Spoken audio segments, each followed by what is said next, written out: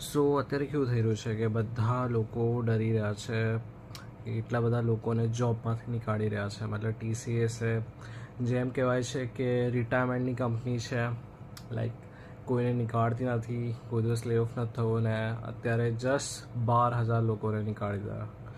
અને એમાં બી કે તે લોકો અનસ્કિલ્ડ છે, એમાં એઆઈનો કોઈ જ હાથ નથી, બટ ઇનડાયરેક્ટ વેમાં AI taking over lot of things. અને પછી મતલબ બહુ બધા જોબ ચેન્જીસ બી થશે, હજી બી બહુ બધું ચેન્જીસ થશે.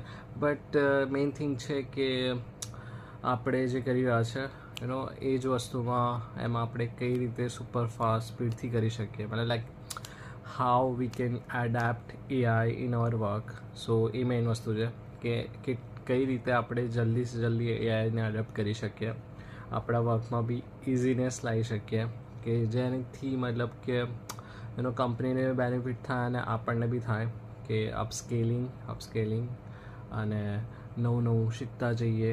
તો ગમે તેટલા એઆઈ વર્ઝન આવી જશે તો બી આપણું તો સિક્યોર રહેવાનું જ છે જોબ.